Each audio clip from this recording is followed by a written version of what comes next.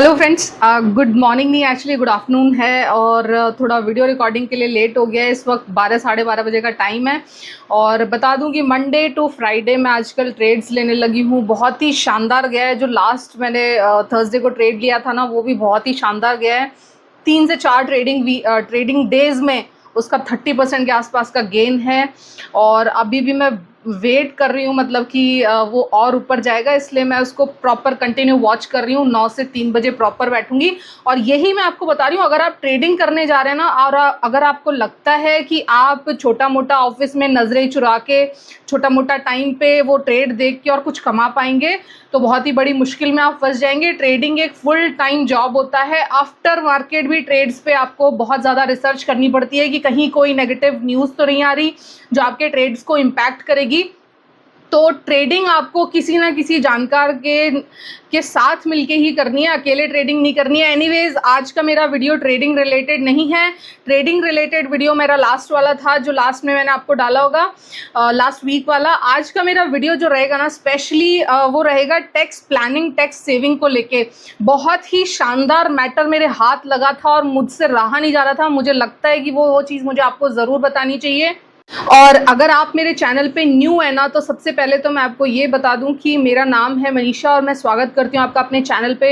मैं सबसे पहले डिस्क्लेमर आपको दे दूं, ना मैं कोई सीए हूँ, ना मैं कोई फाइनेंशियल एडवाइज़र हूँ, ना मैं कोई किसी तरह की कोई फाइनेंशियल कॉम्पिटेंट पर्सन हूँ। मेरा काम जस्ट ये है कि एक बहुत ही शुरुआती 50,000 रुपये से शेयर मार्केट्स में स्टार्ट करने के बाद में आज एक 50 लाख के आसपास का इन्वेस्टेड पोर्टफोलियो, वैल्यू तो उसकी बहुत ही ज़्यादा हो चुकी है, लेकिन इन्वेस्टमेंट मेरा अपना हो चुका है लगभग 50 लाख का। देखिए, लेकिन वो तब हुआ है जब प्रॉफिट बुक कर करके दोबारा से और अच्छे अच्छे शेयर्स में पैसा लगाया, तब जाके कितना बड़ा पोर्टफोलियो खड़ा किया है। तो मैं हूं मनीषा और मैं आपको वो सारी चीज़ें बता रही हूँ यहाँ शेयर मार्केट में काम करने की, मतलब जिससे कि आप अपनी छोटे छोटे घर की सेविंग्स लगा के और एक बड़ा पोर्टफोलियो, एक बड़ा अच्छा अमाउंट यहाँ शेयर मार्केट से जनरेट कर सकते हैं।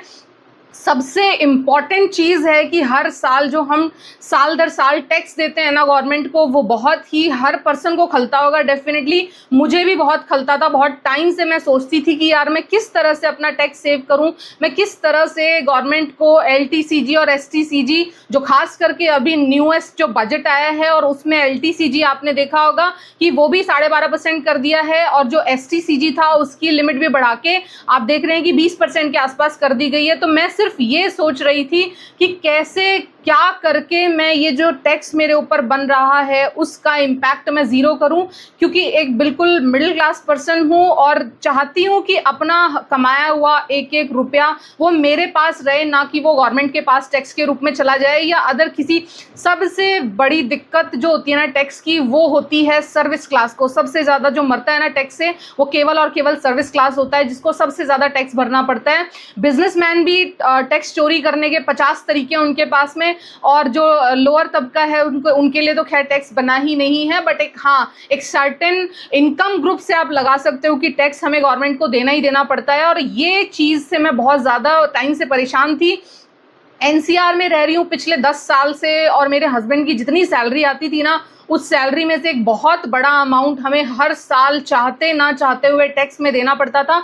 और उससे भी बुरी बात, अगर हमें टैक्स बचाना है ना, तो हमें बहुत बड़ा अमाउंट या तो किसी एलआईसी या किसी और XYZ तरह के सेविंग प्लान्स में लगाना पड़ता था, जो मेरे पर्सनल इन्वेस्टमेंट एथिक्स है ना, उनके खिलाफ है। मुझे ऐसा लगता है कि सबसे ज़्यादा जो पैसा है ना, वो मल्टीप्लाई हो सकता है, वो बढ़ सकता है केवल और केवल शेयर मार्केट में। तो शेयर मार्केट के अलावा, अच्छी इक्विटीज़ के अलावा, मुझे बाकी सारे इन्वेस्टमेंट एवेन्यूज बिल्कुल पसंद नहीं थे, कभी से पसंद नहीं थे। इनफैक्ट मेरे जो मेंटोर थे ना, जिन्होंने मुझे शेयर मार्केट के जो कहते हैं ना दीक्षा दी थी, जिन्होंने मुझे रास्ता दिखाया था, उन्होंने मुझे पहली टॉक में ही ये बोला था कि कभी भी कमाई से आपको जो प्रॉफिट हो रहा है ना, उसका मतलब टैक्स सेविंग के लिए, कभी भी आपको अपनी सैलरी या अपने कैश से टैक्स सेविंग के लिए आपको इस तरह के इन्वेस्टमेंट प्लान नहीं लेने, उससे बेटर है कि आप अपना टैक्स भर दो। मतलब उनका मानना था कि कोई LIC लेना या किसी तरह के ये जो टैक्स सेविंग प्लान्स होते हैं ना, इनमें पैसा लगाने से कहीं अच्छा है गवर्नमेंट को जो भी आपका मिनिमम टैक्स बनता है वो आप भर दो। लेकिन पिछले 4-5 साल से जब से मैं ये टैक्स देने लगी हूँ ना अपनी इनकम पे, तो मुझे बहुत खलता था कि मैं किस तरीके से ये जो मैं इतना हार्ड मेरा मतलब मेहनत का पैसा होता है इसको मैं कैसे बचाऊं, इसकी टैक्स सेविंग मैं कैसे करूं।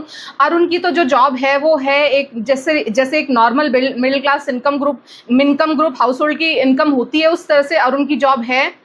और वो प्रॉपर हर साल अपना इनकम टैक्स बढ़िया से जो भी उनका बनता है ना, 2 रुपये बनता है तो 2 रुपये, 50 रुपये बनता है तो 50 रुपये वो भरते हैं आराम से। लेकिन मुझे ये चीज़ बहुत खलती थी, बार बार मैं दिमाग लगा के कि मैं क्या करूं, मैं किस तरह से करूं। मुझे चीज़ें लग रहा था कि मुझे कट शॉर्ट करनी है, मैं जो इतना मेहनत करके पैसा कमा रही हूँ मुझे ये सारा पैसा टैक्स में नहीं देना। तो सबसे पहला काम जो मैंने सबसे बिगेस्ट स्टेप इस दिशा में उठाया ना, वो ये कि अब से 1 साल पहले तक जब मैं बात करूं, जब मैं एकदम नॉर्मल हाउसवाइफ थी, मैंने किसी CA से नहीं पूछा, मैंने किसी पर्सन से नहीं पूछा, ये मेरे अपने ही दिमाग की उपज थी कि गवर्नमेंट ने एक जगह लिख रखा है कि हर नागरिक जो भी इंडियन सिटीजन है वो 2.5 लाख रुपए तक अगर कमाता है तो उसकी इनकम ना वो टैक्स फ्री होगी, उस पर किसी भी तरह का टैक्स नहीं लगेगा। और उस केस में सबसे बड़ी बात कि वो 2.5 लाख रुपए आप चाहे किसी भी मीन्स से कमा रहे हो, उससे कोई फर्क नहीं पड़ता। तो मैंने एक दिमाग लगाया, मुझे पता नहीं था हालांकि उस वक्त तक कि ये शेयर मार्केट की इनकम भी उस 2.5 लाख के स्लैब में आती है नहीं। तो मैंने आज उसी दिन से मतलब जब से मैंने इस चीज़ पे थोड़ा सा कॉन्सेंट्रेट किया ना कि 2.5 लाख रुपए तक तो मैं भी कमा सकती हूँ जो कि टैक्स फ्री इनकम होगी, तो मैंने सबसे पहला काम किया कि जो मैं पहले सारा काम अरुण के अकाउंट से किया करती थी आज से 1-1.5 साल पहले, जब मैं अपने सारे इन्वेस्टमेंट सारे ट्रेड्स केवल और केवल अरुण के अकाउंट से किया करती थी ना, उस केस में जबकि अरुण ऑलरेडी एक सैलरीड पर्सन थे, ऑलरेडी एक टैक्स पेयर एक पर्टिकुलर टैक्स स्लैब में आते थे, तो मैंने ये दिमाग लगा के सबसे पहले उनका जो पैसा था जो एक्चुअली उसमें वर्किंग मैं ही करती थी उनके भी डीमैट अकाउंट में, लेकिन सबसे पहले मैंने वो काम किया कि उनके डीमैट से वो सारा का सारा पैसा मैंने अपने नाम से, क्योंकि वो मेरी मेहनत होती थी, अरुण उस अकाउंट में कुछ नहीं करते थे, सारे बाइंग एंड सेलिंग डिसीजन मेरे होते थे, मेरी मेहनत होती थी। तो सबसे पहले मैंने अपने नाम से डीमैट अकाउंट खुलवाया। उस डीमैट अकाउंट को खुलवाने के बाद मैंने जितने भी ट्रेड्स लिए, जितने भी इन्वेस्टमेंट किए, वो सारे अपने अकाउंट से किए। तो सबसे इम्पॉर्टेंट तो ये बात हो गई कि अब जो हमारे शेयर मार्केट की जितनी भी अर्निंग हो रही थी ना, शेयर मार्केट का जितना भी लॉन्ग टर्म या शॉर्ट टर्म कैपिटल बन रहा था ना, कैपिटल गेन बन रहा था ना, वो सारा अरुण के अकाउंट में नहीं जा रहा था, वो अब मेरे नाम से आने लगा था, मेरा जो पैन कार्ड था उस पर जनरेट हो रहा था। तो आप देखिए कि अरुण के ऊपर अननेसेसरी और लाइबिलिटी पहले से मतलब जो पहले से उन पे थी कि वो ऑलरेडी सैलरीड पर्सन है एक पर्टिकुलर टैक्स स्लैब में, और उसके ऊपर से ये शेयर मार्केट की अर्निंग और जुड़ती थी ना, तो उनके टैक्स बहुत ज़्यादा हो जाते थे। और मार्च में हमारे घर में यही सबसे बड़ी लड़ाई का मुद्दा होता था। अरुण कहते थे मैं टैक्स सेविंग के लिए इतना टैक्स देना पड़ेगा मुझे, इसके लिए मैं कहीं ना कहीं बड़ा अमाउंट इन्वेस्ट करूंगा, और मैं बोलती थी नहीं, अमाउंट इन्वेस्ट नहीं करना है। उसी का तोड़ मैंने निकाला कि अब नेक्स्ट 1-2 साल से मैं अपने नाम से शेयर मार्केट में इन्वेस्टमेंट करने लगी हूं। तो सबसे पहला फायदा तो उसका ये हुआ कि देखो मैं एक बिल्कुल जीरो, मतलब मेरी किसी भी और तरह की इनकम नहीं थी, मैं केवल और केवल एक हाउसवाइफ थी, मेरे पैन कार्ड पे 0 रुपए की अर्निंग थी, मेरे को कहीं अदर सोर्स से किसी भी तरह का कोई पैसा नहीं आ रहा था। तो ये जो शेयर मार्केट से जो जितना भी मेरे को लॉन्ग टर्म और शॉर्ट टर्म कैपिटल गेन बनाना, ये मेरे सबसे पहले तो उस 2.5 लाख की पूर्ति हुई। मतलब कि जो 2.5 लाख रुपए जिसपे कि गवर्नमेंट टैक्स का एग्जेम्पशन देती है ना, तो ये 2.5 लाख रुपए तो मेरे बिल्कुल टैक्स फ्री हो गए। उसके बाद जो ऊपर का रुपया बना उस पर भी मैं बताती हूँ उस पर मैंने किस तरह से टैक्स सेविंग की है। देखो अगर यही सारा पैसा जो पिछले साल मैंने, अगर 2023 और 24 का फाइनेंशियल ईयर था जिसमें मैंने कमाया, अगर यही सारा पैसा अरुण के पैन कार्ड पे जनरेट होता, अरुण के अकाउंट से जनरेट होता, अरुण के डीमैट से जनरेट होता, तो डेफिनेटली इसका खामियाजा अरुण को भुगतना पड़ता, क्योंकि वो एक हायर इनकम स्लैब में चले जाते, जो खास करके बहुत सारे गवर्नमेंट एम्प्लॉयज की परेशानी हो सकती है जिनकी भी सैलरी 8, 9, 10 लाख रुपए है। उन लोगों को वो अगर 4-5 लाख 10 लाख रुपए शेयर मार्केट से कमाने लग जाए ना, तो वो अननेसेसरी एक higher to higher income slab में चले जाएंगे, तो वहाँ पे टैक्स बर्डन भी बहुत ज़्यादा हो जाएगा और LTCG और STCG भी उनको प्योर सीधा सीधा देना पड़ेगा। लेकिन मेरे केस में क्या था कि मैं 0 रुपये अर्निंग थी, मेरे को कहीं और से इनकम नहीं हो रही थी सिवाय एक ये जो लॉन्ग टर्म और short term capital gain tax हो रहा था। तो सबसे बड़ा फ़ायदा मेरे को ये हुआ कि मेरी अर्निंग वहाँ 0 से शुरू हुई। तो पहले 2.5 लाख का जो अर्निंग थी ना मेरी, जो मैंने लॉन्ग टर्म और शॉर्ट टर्म कैपिटल गेन किया, ये तो मेरी बिल्कुल ही 0 टैक्स एग्जेम्प्टेड हो गई थी। इस पे मेरे को 0% का टैक्स देना पड़ा, ना मेरे ऊपर LTCG की लायबिलिटी आई और ना ही मेरे पास STCG की लायबिलिटी आई, वेदर वो पैसा मैंने कैसे भी कमाया हो।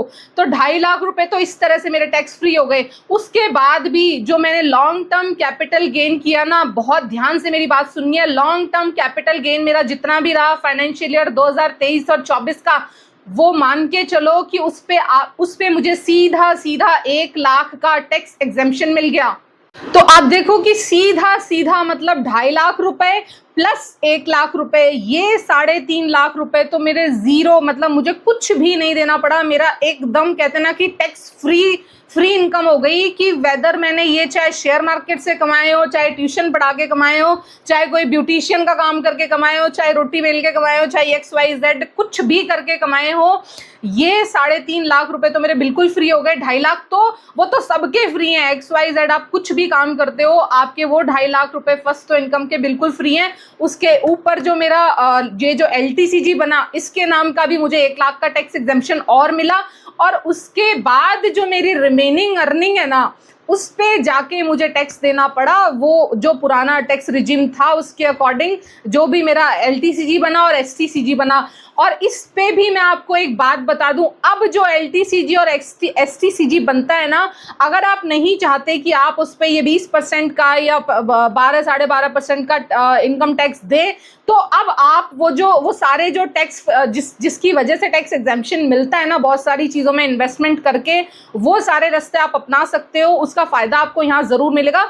तो मैं आपको मोटा मोटा ये बताना चाह रही हूँ, अगर आप मेरी जर्नी से एक चीज़ समझ पाए, अगर आप ऑलरेडी सैलरीड इनकम है, क्रक्स ऑफ द मैटर ये है कि अगर आप ऑलरेडी सैलरीड इनकम है, जैसे कि अरुण सिंह ऑलरेडी एक सैलरीड इनकम थे, लेकिन उन्होंने अब आगे, मतलब उन्होंने नहीं, मतलब यहाँ मेरे केस में तो मैंने ही सारा इन्वेस्टमेंट आगे से अपने नाम से किया, अपने डीमैट अकाउंट से किया, जिससे कि जो मेरे को LTCG और STCG था उसमें 3.5 लाख रुपए तो बिल्कुल टैक्स फ्री मिल गए, जिसपे मुझे 1 भी रुपए का टैक्स नहीं देना पड़ा। आप भी अगर अपने घर में अपनी वाइफ के नाम से, जो कि ऑलरेडी नॉन इनकम ग्रुप में है, नॉन अर्निंग मेंबर है, जो किसी तरह का और कोई टैक्स नहीं दे रही है, या फिर आपका कोई भी बच्चा घर में जो 18 ईयर्स का हो चुका है, जिसके नाम का पैन कार्ड इशूड है, आप भी कोशिश करें कि अगर आप सैलरीड इनकम है, अगर आप गवर्नमेंट जॉब में हैं, आप ऑलरेडी एक अच्छा खासा टैक्स भरते हैं, तो उस केस में अपनी वाइफ, मतलब अपने घर का कोई भी ऐसा मेंबर जिसके नाम का पैन कार्ड है और जिसके नाम से कोई भी डीमैट अकाउंट खुल सकता है ना, आप जाके सबसे पहले, अब से, आज से, जब से मेरा वीडियो सुन रहे हैं ना, अब से जाके आप डीमैट अकाउंट उसके नाम से खुलवाएंगे, ताकि आपको सबसे पहले 2.5 लाख की इनकम पे तो आपको वो जो इनकम स्लैब की छूट मिलती है ना, कि 2.5 लाख तक तो कोई किसी भी तरह का XYZ टैक्स नहीं बनेगा, और उसके ऊपर भी जो LTCG एग्जेम्पशन है वो भी आपको 1 लाख रुपए मिलेगा। तो ये अगर आप पाना चाहते हैं, तो अपने घर के ऐसे मेंबर जो अभी नॉन इनकम ग्रुप में आते हैं, जो अभी तक कुछ नहीं कमाते हैं, उनके नाम से डीमैट अकाउंट खुलवाना है। और उस डीमैट अकाउंट को खुलवाने के बाद सारे के सारे आपको खरीद बेच उसके नाम से करनी है, चाहे पैसा किसी का भी हो, उससे मैटर नहीं करता, लेकिन वो अर्निंग जिस पर्सन के नाम से जनरेट होगी ना, उसको वो 3.5 लाख रुपए की छूट मिलेगी, जो मुझे भी मिली है।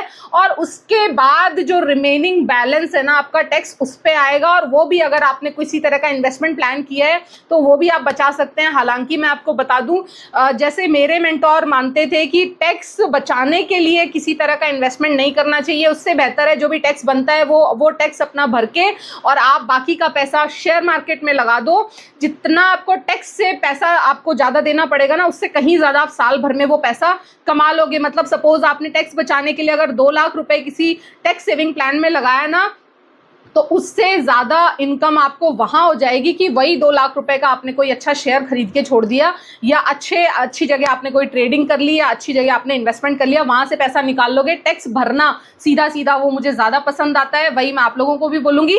ये जो मैंने चीज़ बताई है ना कि अगर आप टैक्स से सच में बचना चाहते हो, तो जो भी पर्सन है ना जो ऑलरेडी टैक्स पेयर है, डीमैट अकाउंट उसके नाम से नहीं खुलवाना। डीमैट अकाउंट अपने घर के नॉन टैक्स पेयर मेंबर के नाम से खुलवाना है, ताकि वो ये जो एग्जेम्पशन है ना इसका फायदा ले सके। अगर आपको ये मेरी बात समझ में आई है तो प्लीज लाइक जरूर कर देना, क्योंकि मैं इस चीज से बहुत सालों से उलझ रही थी। हर साल मार्च में हमारे घर में इसी चीज की बहस हुआ करती थी। मैं अगेंस्ट थी कि मुझे टैक्स बचाना है और मुझे टैक्स नहीं देना, और मतलब उसका मैं उपाय ढूंढती थी। लेकिन अरुण बहुत सीधे साधे, वो बोलते नहीं नहीं मनीषा, हम 1 रुपया भी टैक्स का नहीं बचाएंगे।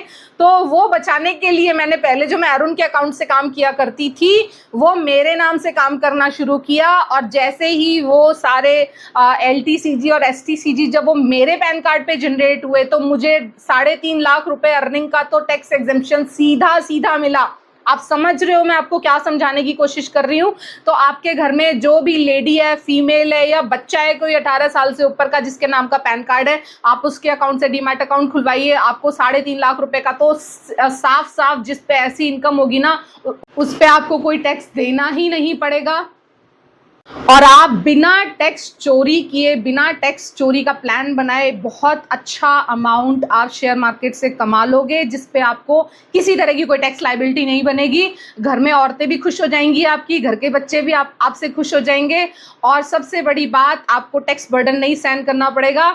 आप किसी भी तरह से आप उस डीमैट अकाउंट पे होल्ड रखना चाहें वो आप रख सकते हैं, लेकिन ट्राई एटलीस्ट कि जो डीमैट अकाउंट है वो घर के किसी नॉन अर्निंग मेंबर के नाम पे हो, और खास करके जो 18 ईयर प्लस हो। तो आई होप आप मेरा वीडियो समझ गए होंगे। तो प्लीज़ मेरा वीडियो शेयर कर देना अपने और बाकी फ्रेंड्स के साथ, शायद उनको भी काम आए। मेरा तो ये 1-1.5 साल में बहुत ही ये सक्सेसफुली ये प्लान एग्जीक्यूट हुआ, और मैं बहुत ही ज़्यादा खुश हूँ कि कल मैंने जब अपना टैक्स खुद से पे किया ना, जो भी इनकी वेबसाइट होती है उस पर जाके प्रॉपर फाइलिंग की थी कल मैंने, और जब मैंने लगभग 1 लाख रुपए के आसपास जब मैंने अपने टैक्स सेविंग की ना, वरना वो मुझे टैक्स के रूप में देना पड़ता। लेकिन वो जब मैंने देखा कि ये इतना ब्यूटीफुल ब्रेकअप मुझे मिला है ना, ये सिर्फ इस वजह से मिला है कि मैं कंप्लीटली नॉन अर्निंग हूँ, और कंप्लीटली मेरी अर्निंग मेरे डीमैट अकाउंट से है, ठीक है। और वहीं अगर ये सारा कैश अगर अरुण के अकाउंट से जनरेट होता तो हमें बहुत ज़्यादा टैक्स देना पड़ता। ये 1 लाख रुपया जो मैंने टैक्स का बचाया ना,